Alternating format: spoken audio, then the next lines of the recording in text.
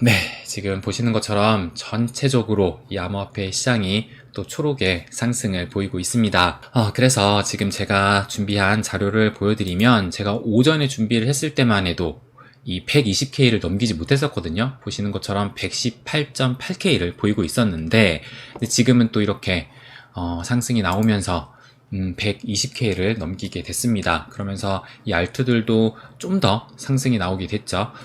그래서 지금 제가 이게 캡처를 했던 것보다 지금의 상황이 훨씬 더 좋다라는 것을 알 수가 있는데요.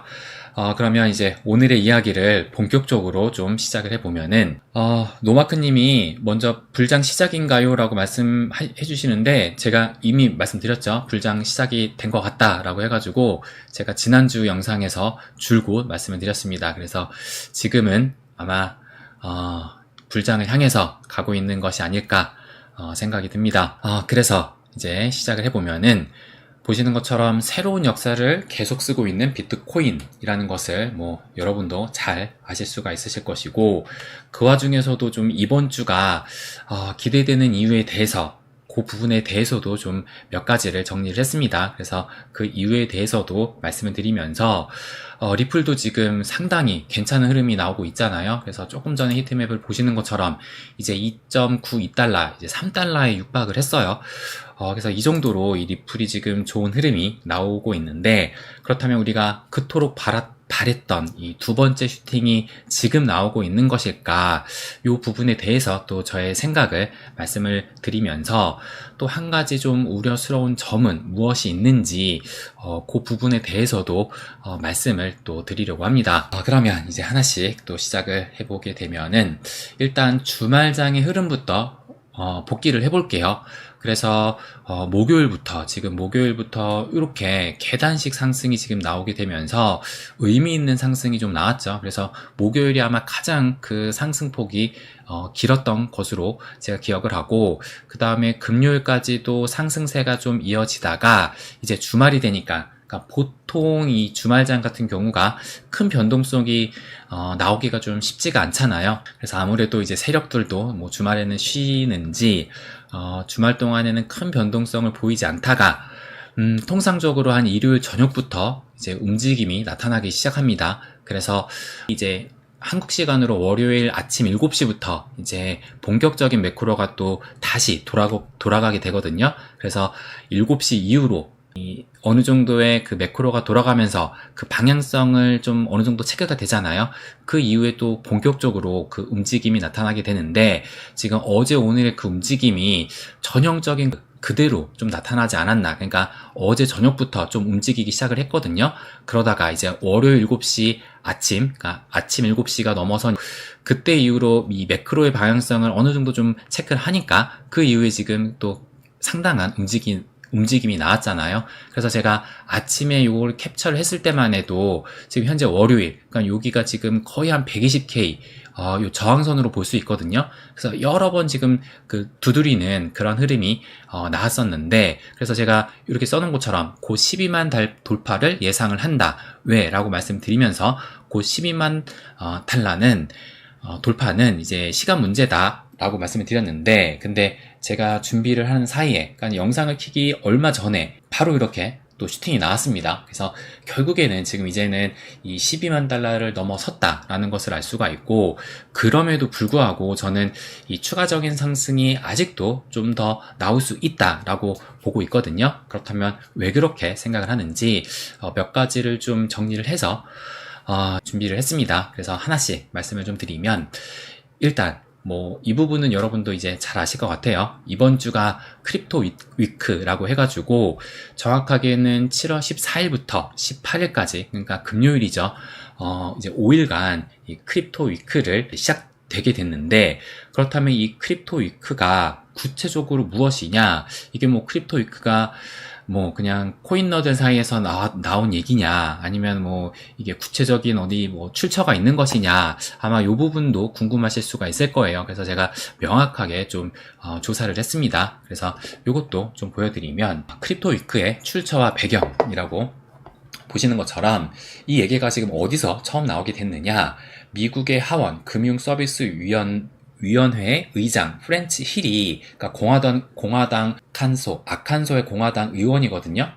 근데 이분이 금융서비스위원장 의장인데, 근데 이분이 이제 이번 주를 크립토 위크로 지정을 하면 어떨까라고 하니까 이제 하원 전체가 공식적으로 크립토 위크라고 해가지고 선언을 한 것이고, 그래서 이번 주 한 주 동안은 관련 법안 처리를 하기로 또 공표를 했다. 이렇게 볼 수가 있습니다.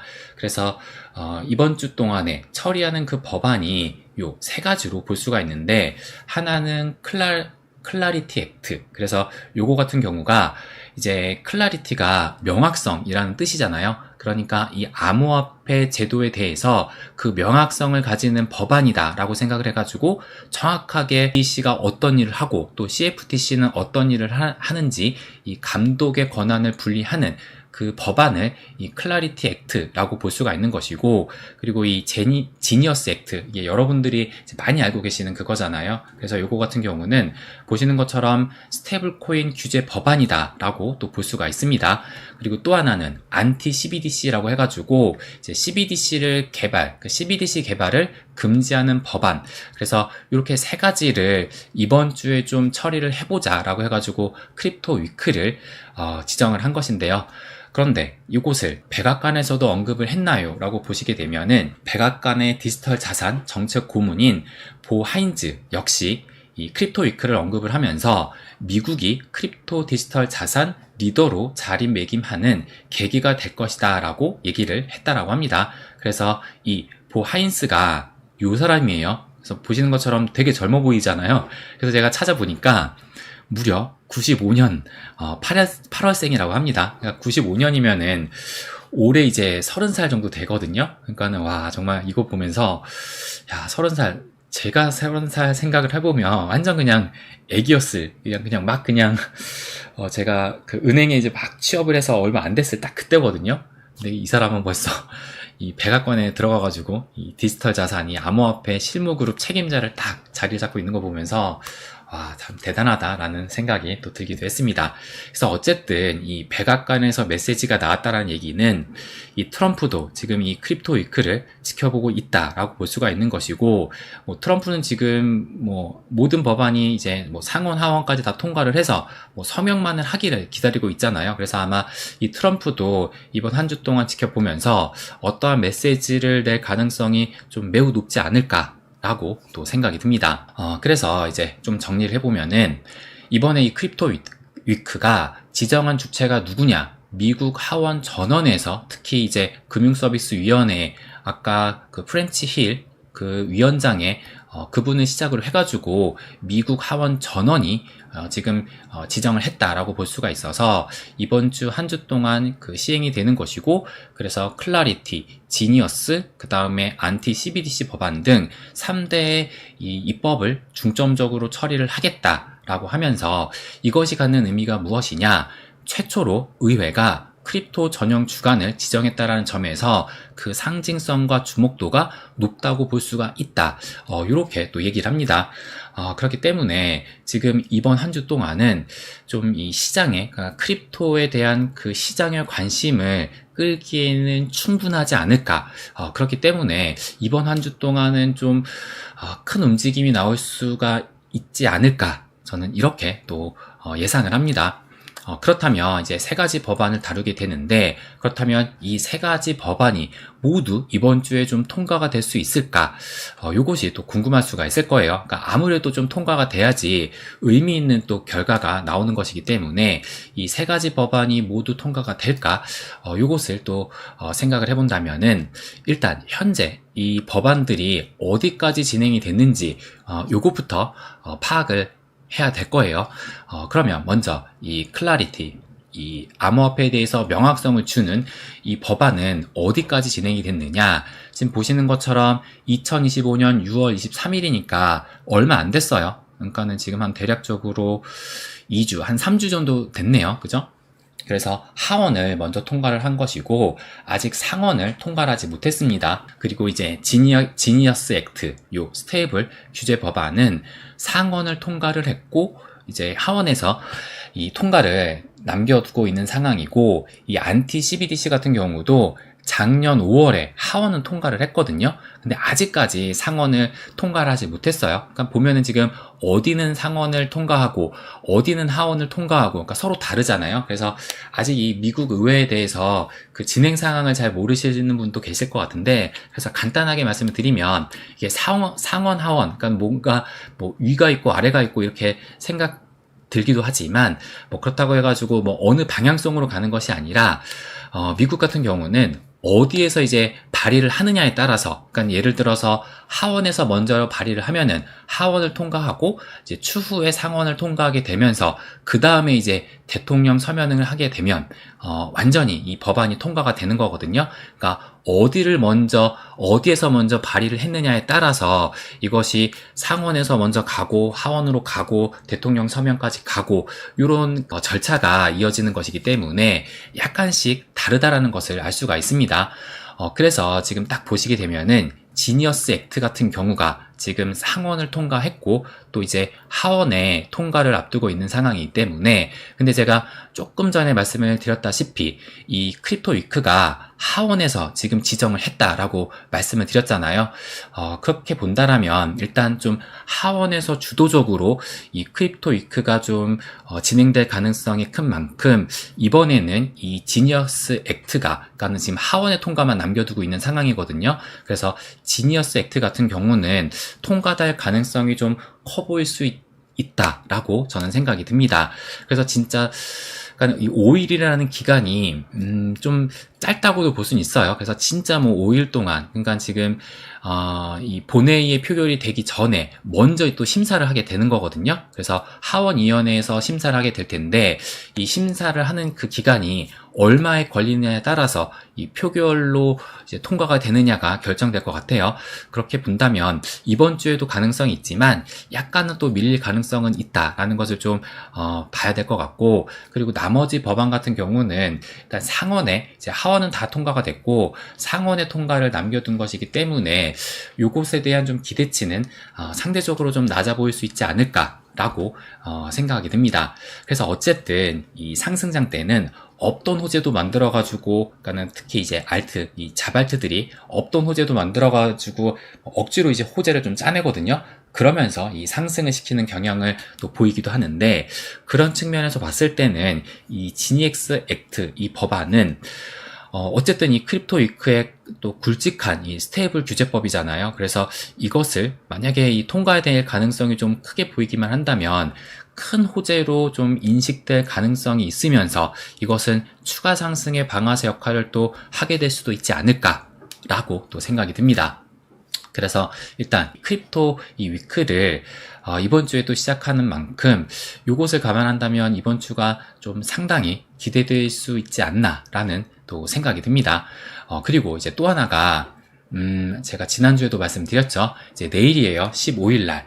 이 미국의 소비자 물가지수 CPI가 또 발표가 되는데, 근데 이제 예측치가 나왔어요. 근데 보시는 것처럼 이제 이전 달 같은 경우가 2.4%가 나왔는데 예측치가 지금 2.6%니까 전달 대비해서 0.2%포인트가 높은 또 수치가 나온 거거든요.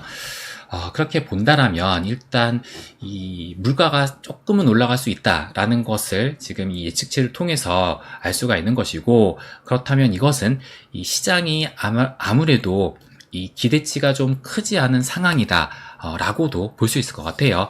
그런데 이제 내일 발표가 됐을 때 일단 뭐 단순하게 봤을 때는 이 예측치가 봤을 때는 일단 0.2%포인트 올랐으니까 긍정적으로 볼 수는 없지만, 그런데 만약에 기대치가 높지 않은 상황이기 때문에 만약에 내일 발표치가 이 예측치보다 좀 낮게 나오게 된다라면은 이 시장이 또 안도를 하게 되면서 이것에 따라서 추가적인 또 상승을 또 보일 수가 있지 않을까. 그러니까 전반적인 이제 자산 시장의 또 상승이겠죠. 이 미 증시도 함께 또 움직이는 그런 상승이 내일 이 CPI 발표 이후에 나올 수도 있지 않을까 생각이 듭니다. 그래서 일단 뭐 예측치로 본다면은 긍정적이다고는 볼 수는 없지만 이 예측치보다도 낮게 나올 수도 있거든요.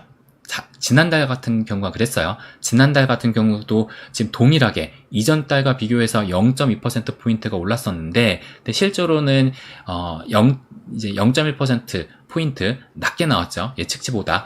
그렇기 때문에 이번에도 그럴 가능성이 있는 만큼 요것에 따라서 또 시장에 이런 상승이 나올 수도 있지 않을까라고 생각이 듭니다. 그래서 일단 이제 7월 말에 이 FOMC가 또 이제 예상되어 있잖아요.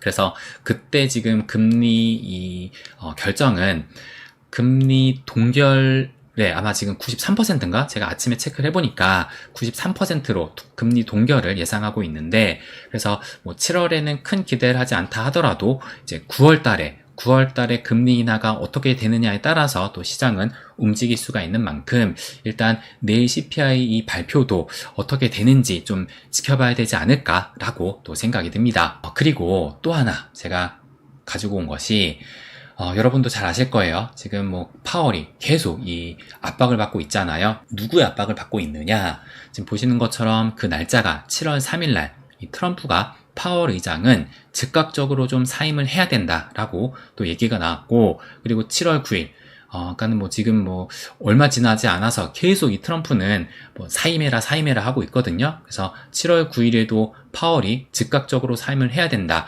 그리고 동일한 날짜 7월 9일 날 마찬가지에도 이번에는 파월이 금리 인하를 해야 된다라고 또 계속 압박을 하고 있어요. 근데 이제 트럼프뿐만 아니라 미 상원 의원, 이 신시아 루미스 의원도 이 파월이 사임을 해야 된다라고 또 이제 주변에서도 계속 압박을 하고 있습니다. 그래서 뭐 상원 의원, 뭐 신시아 루미스 의원뿐만 아니라 최근에는 이 재무부 부장관도 있거든요. 이 부장관도 파월이 이제 사임을 해야 된다라고 또 메시지를 냈다라고 합니다. 그래서 어쨌든 이 파월에 대한 이 사임에 대한 그 압박이 점점 강해진다라고 볼 수가 있는데, 근데 이 와중에 지금 보시는 것처럼 7월 12일 날 지난주 토요일이었어요. 이런 소식이 또 나왔거든요. 파월 연준 의장이 사임을 고심하고 있다.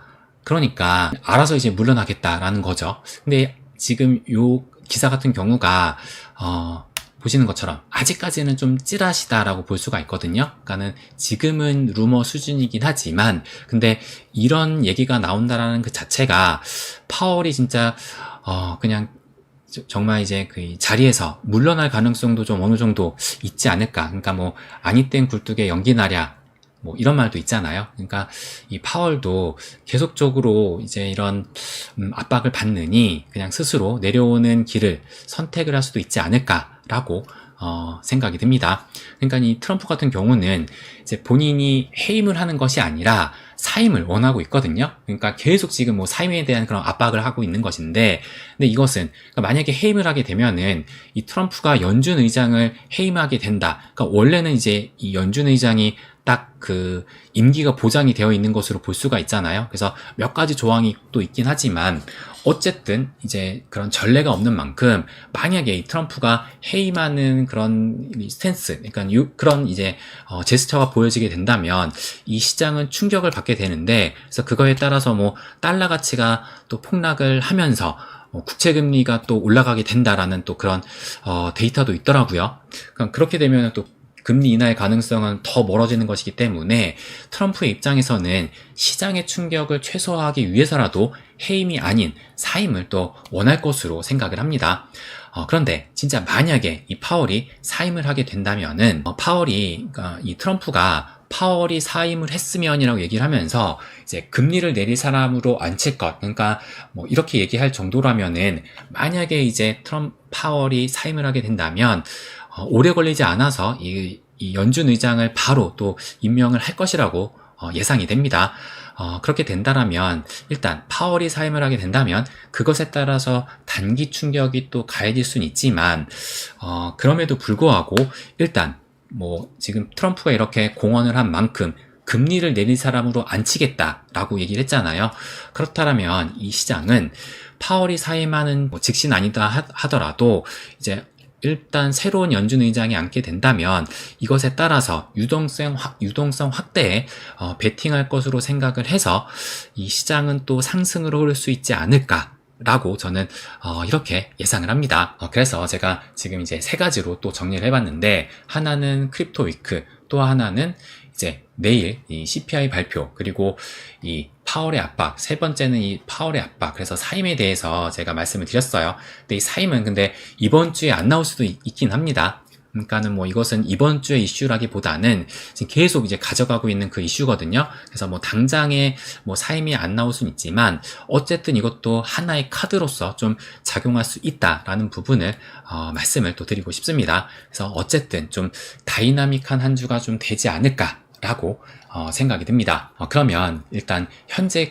이 시장 상황이 어떻게 흐르고 있는지 그것부터 말씀을 좀 드릴게요. 그래서 비트코인 같은 경우는 지금 보시면 또 더 상승을 했네요. 그래서 지금 현재는 이제 121K까지도 넘어선 상황이고, 그래서 지금 현재는 이 비트코인 같은 경우가 상방이 열린 상황이거든요. 그러니까 저항이 없어요. 그러니까 지금 새로운 길을 계속 써가고 있는 상황이기 때문에 현재는 그 저항이 없다. 그렇다면 지금의 상황은 인간의 탐욕만큼 오르는 시기다라고 또 볼 수가 있는 겁니다. 근데 거기에다가 지금 크립토 위크까지 딱 맞물려 있잖아요.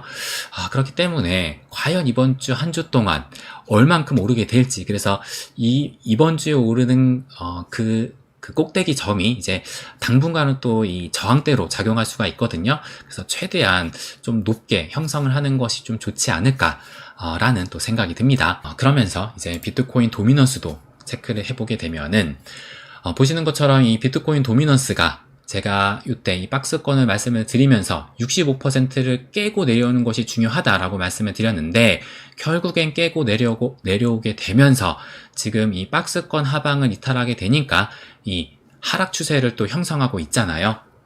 그래서 지금 주말 동안은 또 주춤하다가 이제 오늘부터 조금 더 이제 내려오기 시작을 했어요. 그래서 현재는 64.43%를 보이고 있는데, 그래서 이제는 64% 여기를 좀 깨는 것이 그 단기 목표다라고 볼 수 있을 것 같습니다. 그러니까 이때였어요. 그러니까 7월 11일 날, 이때가 이제 금요일이었죠. 금요일 날 크게 좀 내려오긴 했는데, 그래서 이때가 지금 보시면은 64.08까지 하락을 했었거든요. 근데 이제 시간이 갈수록 다시 좀 말아올리는 그런 흐름이 나오면서 결국에는 아랫꼬리를 좀 길게 달게 됐는데, 그래서 우선은 요 64% 여기까지 좀 내려오면서 이 알트들을 좀 탄력 있게 가져가는 것이 좀 좋지 않을까라고 생각이 듭니다. 그래서 일단 고무적인 것은 비트코인이 상승을 하고 있는데 알트들이 조금 더 상승을 해주면서 이 비트도미가 하락을 하고 있다라는 것이 좀 매우 긍정적인, 좀 고무적인 상황으로 볼 수 있지 않을까라고 생각이 듭니다. 그렇다면은 이제 이 비트도미가 하락을 한다라는 것은 알트들이 힘을 받고 있다라고 볼 수가 있잖아요. 그렇다면은 토털2 이더를 포함한 알트 시총이 실질적으로 어떻게 움직이고 있는지 그것도 체크를 해보게 되면은 제가 지난 방송에서 말씀을 드렸을 때 이제 작년 12월 요 하락 추세선을 돌파를 했다라고 말씀을 드리면서 남은 과제가 무엇이냐, 이제 작년 3월의 고점 요 점선, 노란 점선, 그래서 여기거든요. 여기를 넘어서는 게 좀 무엇보다 중요하다. 그러니까 한때는 계속 여기가 지금 저항에 막혀 있기 때문에 여기를 넘어서는 게 중요하다라고 말씀을 드렸는데, 그래서 여기를 넘고 나서 지금 이게 그러니까 금요일, 토요일 날 넘어섰는데 이게 확실히 넘어서게 된 건지, 토요일 날 한번 이렇게 음봉이 나오면서 지지 테스트를 좀 했다라고 볼 수가 있어요. 근데 음봉이 나오긴 했지만 결국에는 작년 3월 고점 요 위에서 마감을 한 거잖아요. 그래서 이 지지를 확인하게 되니까 일요일 어제도 좀 소폭의 이런 상승세가 나왔고, 그리고 이제 오늘 월요일이 되면서 이 매크로가 돌아가는 것을 확인을 하니까 조금 더 큰 상승이 나오게 되면서 이제 이 작년의 3월 고점은 좀 어느 정도 돌파하지 않았나, 이렇게 또 볼 수가 있습니다. 그래서 이제 두 번째 과제로는 요 51선과 201선의 골든 크로스 요 부분을 말씀을 드렸잖아요.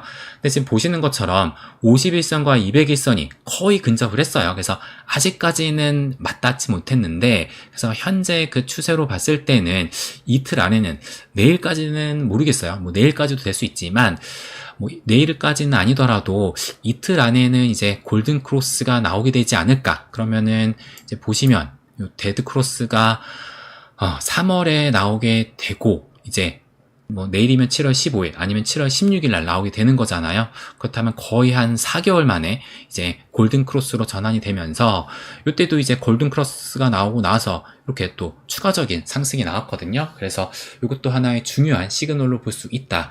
그러면서 그 다음으로의 과제는 작년 12월의 고점, 여기죠. 여기를 넘기게 되면서 이제 그러면서 2021년의 올타임 하이, 그러니까 여기랑 지금 거의 근접해 있잖아요.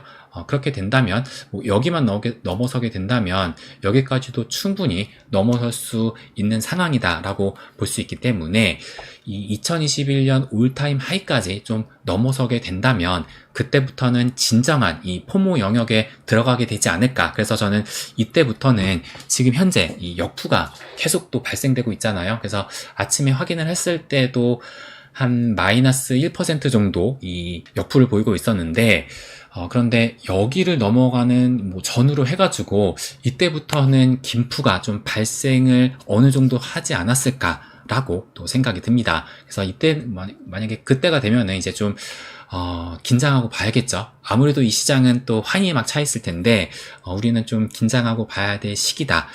이 부분을 또 말씀을 드리고 싶습니다. 그래서 지금 제가 말씀을 드렸지만 이번 주 한 주 같은 경우는 좀 다이나믹한 한 주가 되지 않을까라고 생각이 들어요. 그래서 이번 주는 좀 기대를 해봐도 되지 않을까. 이 부분을 말씀을 또 드리고 싶습니다.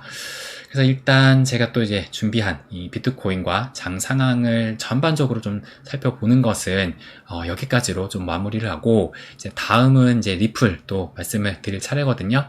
근데 이 리플을 말씀드리기 전에 또 여러분들이 어떤 말씀을 나누셨는지 궁금한 점 있으시면 또 말씀 주시면 또 저의 생각을 말씀을 드리도록 하겠습니다.